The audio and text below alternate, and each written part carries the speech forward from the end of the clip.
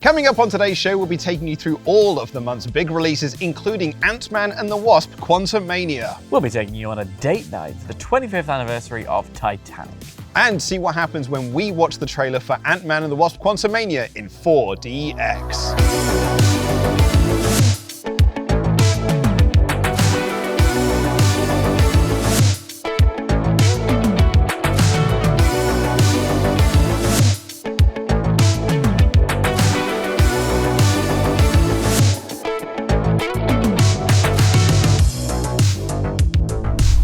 Welcome to What's On at Cineworld Cinemas. I am Luke Owen. And I'm Dan Layton.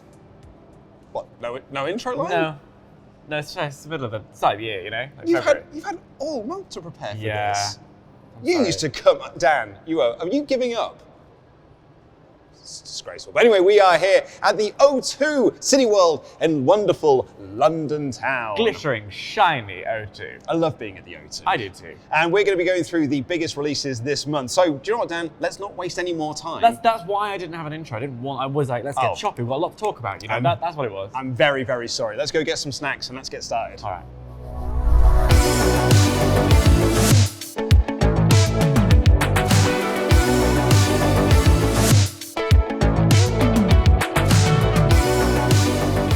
Dan, I'm going to stop eating this popcorn. Yep, okay. Because I will devour the whole thing. You will. I've seen it happen, and it sometimes alarms me. Yeah, before the show's even finished, Yeah. I will devour the whole thing. Let's talk about this month's big releases. I would love it if we could. Well, it's the first weekend of the month. Yep. And this weekend, you could check out Puss in Boots: The Last Wish. We also have an autism-friendly screening of that on Sunday the 5th at 11 a.m. And Knock at the Cabin and The Whale. There's a good little batch here. Puss in Boots: The Last Wish is just been nominated for an Oscar. Apparently is absolutely brilliant. That was one of the I'd best heard, of the Shrek series. That's what I'd heard as well. Like, I think, when you see it, oh man, what another Shrek movie? Are you kidding me? But turns out it's actually awesome. And the thing is, Shrek 2 is widely regarded, for me at least, as like one of the best, animated films I've ever seen. Didn't they? I think this is true. No, this is true. I'm just going to assert myself. Yeah. The first film to ever win Best Animated Feature was Shrek. So this is a highly rated series. Puss in Boots: The Last Wish has come along, and it's getting, what's really telling for me is it's getting a lot of critics that I've seen who don't like animated films on side. Yeah. And I think that's a sign of some real quality there. So I'm really looking forward to that. Brendan Fraser's performance in The Whale has been standing ovation to film festivals across the world. It is insanely good. Yeah, and he's really like the center of it all. Like, it's all hinged on you really buying into this person.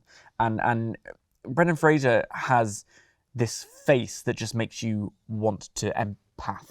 It just makes you, it brings you in, and his performance is just unbelievable, and it truly deserves all the applause it's getting. I love the fact that we're in a bit of a Renaissance? Renaissance. A Renaissance. I was going with. Yeah, that also works for me, because I'm a big Brendan Fraser fan. Yeah, completely. One of my favourite movies in the entire world is a movie called Airheads. Okay. From the mid-90s, Yeah, where he plays the lead singer of a rock band that holds a radio station hostage until they play their demo. Yes, yeah. It's so great, and I love Brendan Fraser. The Mummy and things like that. The Mummy is one of mine, And I'm just really glad that he's back on the big screen. He's had a bit of a run of it. And giving a performance that is like, is probably one of the best of his entire career. And it's Darren Aronofsky is the director whose work from The Wrestler to Black Swan, I absolutely adore, Mother recently. And it's a really interesting sort of chamber piece. It's all set in this guy's house. The various different characters. There are some moments that are very sort of heightened reality, some moments that are incredibly stark. And it's a very moving film. It's really, really interesting. I liked it a lot. It is a bit of a shift to then talk about Knock at the Cabin. Yes, which is a trailer that I have shown to multiple people to be like, have you seen the trailer for Knock at the Cabin? Because it is like, it's a brilliantly structured trailer, and it starts off very fun. It's got a lot of Us vibes about it. Yep. Family on a nice, going to a holiday location, and then something strange in the neighborhood happening. Yes. And I'm a big Dave Bautista fan. Yep. And this looks like it's going to be like a wonderful... Dave Bautista takes on acting roles where he knows he can get into a character, and it's one of the things that he's been sort of critical of some of the movies he's done in the past, where he's like, I was just there. Yeah. What I really want to do are these character pieces. And I feel like that's one of the reasons why he chose to do this. And I have seen it, and I can confirm that he really does dive into the character. He really is playing with what material he's given, and it's really interesting to have a figure as hulking and as imposing as Dave Bautista, and have a character that is very understated and very gentle. And it's a really tense psychological sort of thought experiment. All the cast know their roles and play their parts very well. And you know, it's an M. Night Shyamalan joint, which I always like. What he does is sort of like take a thought, like a little thought piece, a thought experiment, and follow it through and see where it goes. And I quite enjoyed it. I had a really nice time.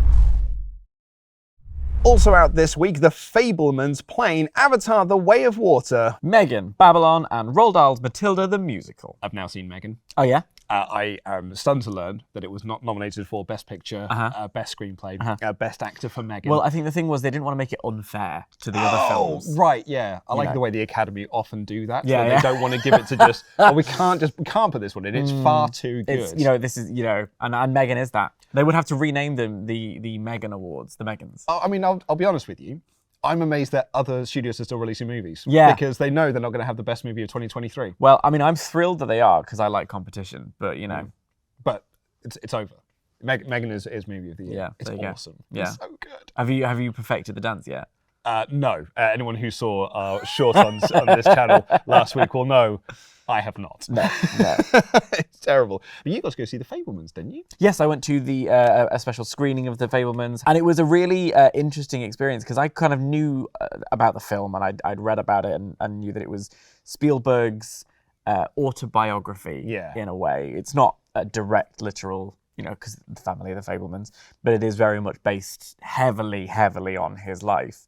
And it's a film that he has wanted to make for a while, wasn't sure how to tell a story. His parents have recently both passed, and now is the time to tell it. And it is being sort of talked about as this love letter to cinema, which I don't personally think is a fair and full depiction of what the film is. It is that. It is a celebration of film as an art form. It is anyone who has loved movies at any point in their life is going to go and really appreciate it all. But it's also a story about family, and a story about how our art, whatever our art is, allows us to see. It's recognizing what our place in the world is and how we navigate the world, and that kind of adolescent growing up journey that we all go through. And I found it to be incredibly moving. It's a film about how when you're younger, your parents are one thing, and then as you grow, your parents become something else. And that's something that, I mean, it's the line in Friends that I always go back to is, why can't parents just stay parents? Why do they have to become people? And this is what the film is about. It's very moving, very charming, hilarious at moments, absolutely crushing in others. And the final shot of it just made my heart absolutely sing. And I had a wonderful time, and I think that you will too. Released on the 10th of February, we have Magic Mike's Last Dance, Women Talking, and the 25th anniversary re-release of Titanic in 3D, IMAX, and 4DX. But before we talk about Titanic, I believe you want to talk about Women Talking. I almost insisted on talking about Women Talking because I saw it at the festival, and I'm so excited to get to see it again. It was one of the most interesting, affecting movies that I've seen in a really long time. It is a film about a group of women in a cult who are the victims of assault. It deals with some very heavy stuff, but does it in a very sensitive and very interesting and very focused way.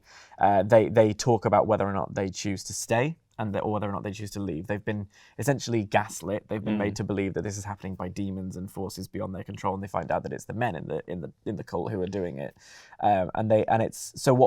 It then becomes, I've used this sentence before, a chamber piece. For anyone who's uninitiated, a chamber piece is essentially a play or a story that takes place in one location. And it's the women in this barn having a debate about whether or not they stay in their town, or whether they go off and don't stand with us anymore, we're going to find our own way, and they discuss it. The performances are unbelievable. Jessie Buckley, Claire Foy are sort of the headers that I would pick from it. And I just think it's something that, it's not your kind of bombastic, huge movie. It's not your kind of, put on your glad rags and go to the cinema film. But it's something that I just found so moving, so well performed as an actor, and as someone who loves the art of storytelling. It was really well put together. I think it's incredible, and I would love for people to go and see it. Well, we are about to talk about the 25th anniversary re-release. Speaking of powerful films, can you believe it's been 25 years? I know. Well, I mean, I wasn't even born. Very young. But we could talk about it here. But I would like to take you on a little Valentine's date. Frankly, I thought you'd never ask. Come on, let's head this way. Well, I would like to. Good. Actually, I want popcorn. Don't forget the popcorn. No, never do. Oh, Dan, come on, let's go get comfy. I would love to. Let's get comfy. Plush. We don't usually talk the VIP section on what's on. I know. You never treat me. I used to treat you all the time. I know. It used to be special, but the magic has since died. Well, do you know what? I've actually got a plan. Okay. This Valentine's. Good. Because I do need to get you something nice. I agree. Yeah, and usually I just buy you some fancy underwear. Yep. And I'm immediately uncomfortable. That happened like that. Sorry. I buy you A PlayStation 5. I was going to say chocolates, but a PlayStation 5 also works. Slightly different on the price scale, but I will buy you both if you like. Please. However, this year, do you know what I'm going to get you? No. I was going to tell you in advance. Well, you don't want it to be a surprise. I'm going to buy you a Cineworld Valentine's gift box. I will take that. Because that comes with two 2D tickets, as well as a £5 e-gift card voucher that you can spend in the cinema. Oh, okay, so I get a little snackette. Exactly. Lovely. So these are available to buy online as well. Fabulous. And on that Valentine's Day, we have an unlimited screening of the new comedy movie, What's Love Got to Do With It? Got to Do With It. Emma Thompson, Lily James, fabulous. Lovely little rom-com. I love a rom-com on Valentine's Day. It's a perfect day for it. It's a perfect Valentine's Day gift. It's a Valentine's Day movie to go and see with your loved one. Or, hey, a potential loved one. Maybe this could be... This could be your movie. Your first date. Together. Oh, that's adorable. I would love that. I'm not even being... This is not a joke. I love that. That sounds great. But the reason why we come to the VIP section is because also on Valentine's Day, we have something very, very special. Please. To celebrate the re-release of Titanic in cinemas in 3D, IMAX and 4DX, we have got a VIP offer. So you get to come into this wonderful plush VIP area where there'll be food and snacks available to you. Love that. Let's not forget, of course, those plush VIP seats. Oh my gosh, those seats. Those seats that recline, those seats that, it's like the most cozy thing in the world. To peel back the curtain somewhat, when we walked into the VIP section, Dan was like, can we go sit on the chairs for a bit? Honestly, they are the most comfy thing. It's like better than my bed. But let's talk about Titanic. I think we should. The re-release of Titanic, the 25th anniversary of Titanic. Indeed. Not only is there a screening of that movie on, we're hosting a drawing session. So you can come into the VIP section, have your food, have your snacks, have your drinks. Lovely. Get ready to watch Titanic, one of the greatest movies of all time. Agreed. Certainly in terms of box office. And you get to take part in a drawing exercise with a specialist to draw your partner like one of Jack's French girls. Lovely. Clothed. I just want to specify it's fully clothed. Let's keep this PG. Can I? Well, I'm assuming I still get to wear the heart of the ocean. Well, it's you. Thank you. Sorry. Oh, I thought you were going to point because you often wear a deep V. That's true. No, I meant the heart of the ocean. Yes. That I thought the old lady dropped it into the ocean at the end. Well, someone swam down and got it for me. Absolutely. Oh, you shouldn't have. Oops, I did it again. Yeah, because we've got props available as well, so you can have things like the heart of the ocean, wigs and whatnot. Love that. And get drawn like one of Jack's French girls by your partner That's fabulous. A qualified professional that can instruct you on how to do it. Well, I mean, in my experience, when I have done this kind of thing, which has been immensely fun, the specialist does their best. But really, I have a ceiling. You might discover some undiscovered talent that you've hitherto has been not realised, and then in full Jack Dawson Sketchorama, what a memory. Now, we talked earlier about a first date. Yeah. Like you go see What's Love Got to Do With It as your first date movie. imagine taking someone to this VIP experience and drawing them like one of Jack's French girls for your first date. That's a flex, isn't it? Isn't it just? Yeah. They get the buffet, they get the snacks, they get the drinks. Unlimited drinks and the popcorn. Let's not forget the chairs. Oh, and the chairs, the comfiest chairs. Yeah. We talked about this with Avatar: The Way of Water. Like, you know, James Cameron, he knows what he's doing. Jimmy C. He is a guy that is, I'm going to take my time with a movie. Yeah. And he took his time with Titanic the same way he took his time with Avatar, took his time with Avatar: Way of Water. This trivia. And it becomes one of the greatest pieces of cinema because it's a Jim Cameron production. Yeah. He spent more time on the Titanic than the people who sailed on the Titanic. Did he really? Yeah. By virtue of going down in the deep. Yeah. And having a little nose. And if you've never seen it before, what better way to discover it than VIP? This is a great time. I'm really excited that this is back on. I can't quite believe it's been 25 years. I was born in 85, so I went to the pictures to see this on its first release when I was 12 years old. My friend, in fact, when it was the second time he'd seen it, he was like, I cried like all the way through, pretty much all the way through. And he took me to go and see it, and I was like, this is an incredible bit of cinema. And of course, it'll be my first time seeing it as I'm but a young boy of 18. Aren't I? Very useful. Anyone believe this? No? Anyway, I think we're done. We've still got more movies to talk about. Oh, are we going back then? Is this day over? Yeah, I mean, how was this date? Well, it was going well, but What do you mean? I thought we had more time. Dan, hold on. Dan, I need to go refill popcorn. Well, I mean, the thing about VIP is you can have as much popcorn as you want. Oh, so. That's a very nice, interesting point. There you go. So, let me put this down. Because, of course, we've got to talk about the release on the 17th of February. Ant-Man and the Wasp. Huge, but also not. Did you see? Can I finish the title first? No. I was because my joke is very funny. Huge. It's a huge release. But Ant-Man can make very himself small. Little. Yeah. It's Ant-Man and the Wasp: Quantumania. It's the next movie in the Marvel Cinematic Universe, Phase 5. I know.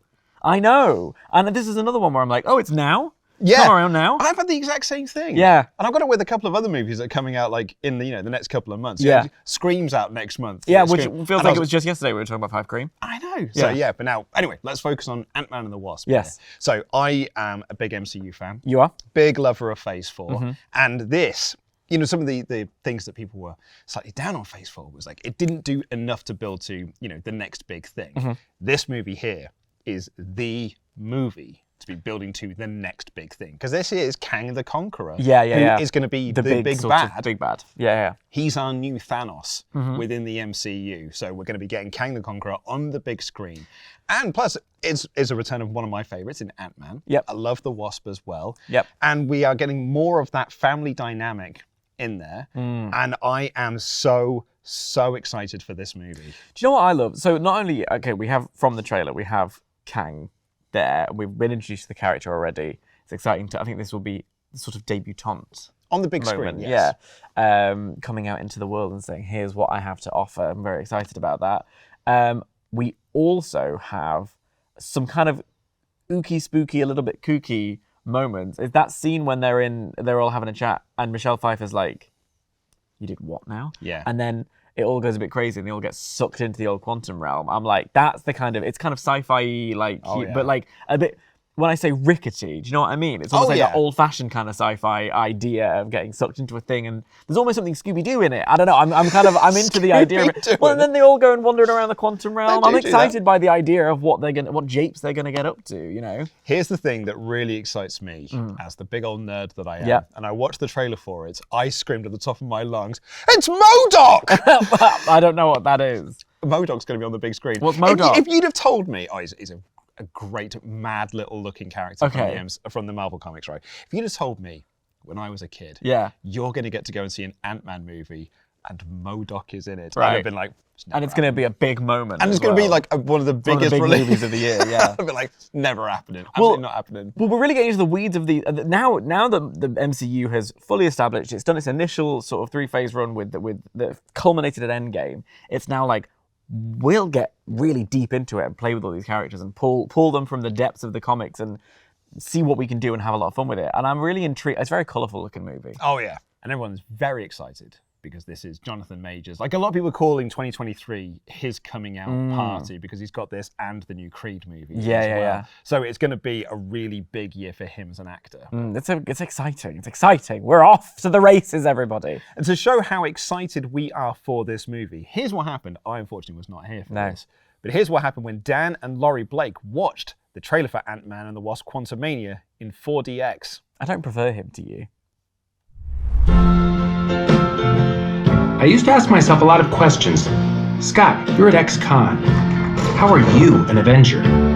That doesn't make sense. But everywhere I go, people tell me the same thing. Thank you, Spider-Man! People still need help, Dad. That's why we made this. Or Like don't turn that on. Deep space, but No, I think We don't turn Wait, that. wait, Don't wait. play with that. You're sending That's a a bad signal? idea. Why not? Down to the quantum That's a realm. dreadful idea. No. Turn it off. I told you it's a bad It's a idea. fun day out, isn't it?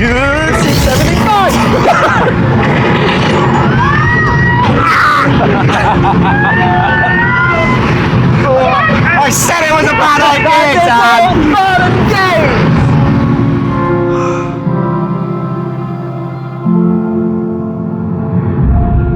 Okay. This is lovely. It's all right. It's fine. Yeah, it's pleasant. It's fine. No, we're everything's fine down we're here.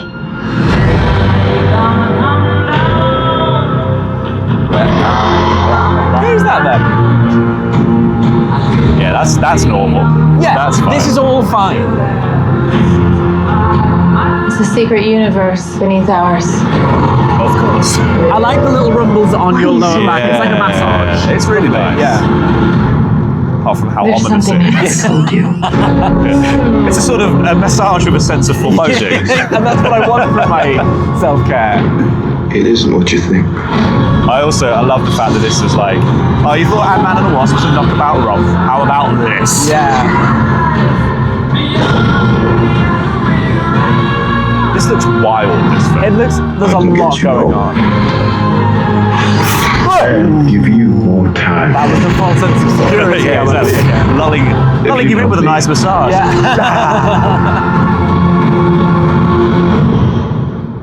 So, what's it gonna be?